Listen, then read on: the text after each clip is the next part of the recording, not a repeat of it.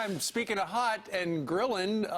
Jason Chaffetz is the chairman of the House Oversight Committee, and Chairman, you're going to be grilling James Comey later today. When you heard him a couple of days ago with his 15-minute statement, it sure sounded like he was presenting the case to suggest charges, and then he made a turn. And were you as shocked as a lot of people?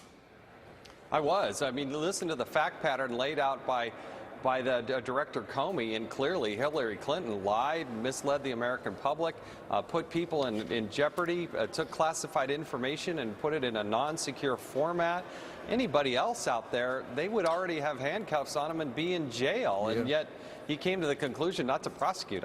That's the disconnect. Director Comey, one of the things he said, carelessness, negligence, you wanted to get an answer as to what the difference is, because the director frequently referred to intent. So do you think you're going to get a sufficient answer? What is the difference between carelessness and negligence?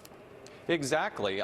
That's what we want to understand, because they're synonymous. And if you look at the statute, look at the law, it's crystal clear. And certainly the Department of Justice has prosecuted for far less than this. There is precedent. And the director said there was no precedent. Well, he's setting precedent now, and that precedent is you mishandled classified information, we're not going to prosecute you. And I just worry that there's two sets of standards, that if your name is Clinton or you're part of the rich and powerful, hey, that, Lady Justice takes off that blindfold, because the average Joe, he'd be going to jail. Chairman, I was reading this morning that you guys have a long list of questions for him. What are some other questions? I know Clayton threw that one out. What are some other questions you have for him? Well, we want to put the meat on the bones. We want to have the answers to all the things he said, because he laid out multiple times. Why is the Attorney General not going to prosecute anybody else? Did they look at the Clinton Foundation? What was the breadth and scope of that? Did they look at what Congressman Jim Jordan asked Secretary Clinton under oath? Because if she misled or lied in public, they're probably not going to prosecute that. But when you do it under oath, did the director look at that?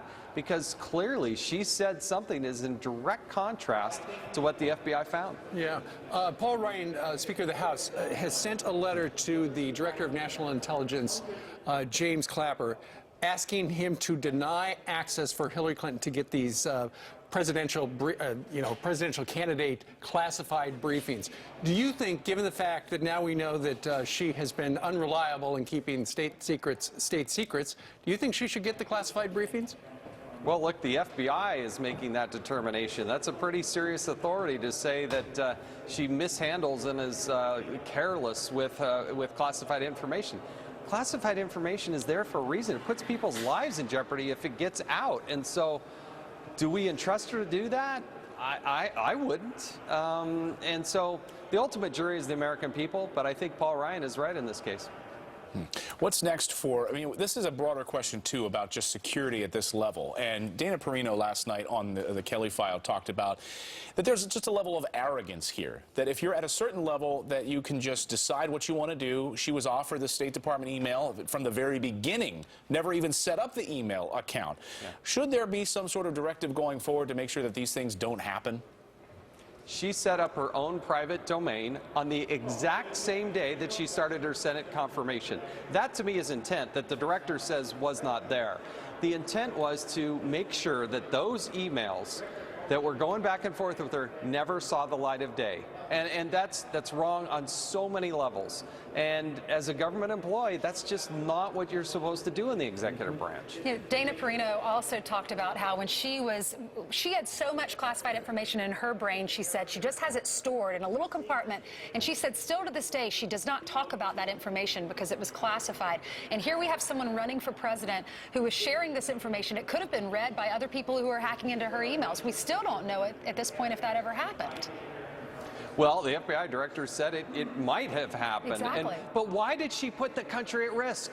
She did it for her own personal greedy convenience. She didn't need to take that risk. This is dealing with people's lives. These people could die if this information got into the adversary's hand, and yet she took that risk repeatedly, not once by a mistake. This happened over nearly 4 years. What a great responsibility. When we go to the polls and we vote for you guys, for anyone serving our country, we keep that in mind. We need to keep that in mind, that the people we're voting, they're putting our best interests in our children, their lives, at risk when they share information like this. The voters are the ultimate jury. They get to make this decision because there's a pattern here with Hillary Clinton. She lies, she misleads, she'll do whatever she needs to do for political convenience. She did it in Benghazi, she's doing it here at the emails. The American people got to make that decision. In a roundabout way, Congressman, the American people get to pick the director of the FBI in a roundabout way, although not directly. Do you think that the director of the FBI did this politically? Well, I don't understand his conclusions. He has a great reputation. He's a man of integrity. That's always what people say about him. But how do you come to this conclusion? And why, as the director of the FBI, do you actually go out and say that? The role of the FBI director is to gather the fact pattern and hand it to the prosecutor, not say that it would be any reasonable prosecutor would not do that. Every prosecutor I've spoken with would have prosecuted that. Well, sure, but do you think that because there is a political component to it, and that is if James Comey, you know, in the beginning when he said, the White House doesn't know what I'm about to say, nobody from the Department of Justice knows what I'm about to say, don't you think if he would have suggested charges be brought against her, effectively, you were talking about a lady justice, he would have put his thumb on the, you know, against her on the scale and cost somebody the presidential election, and he just didn't want that burden. This is why we're going to have a hearing. We have to be able to ask him those direct pointed questions, and we'll just, you know, let's see if we get candid answers.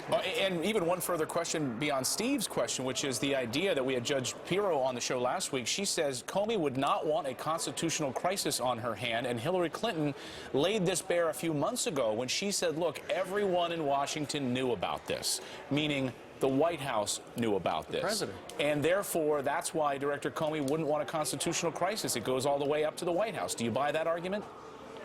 I think it's something worth exploring. I think those are very legitimate questions. And, you know, the role in oversight, they don't give us handcuffs. I can't prosecute people.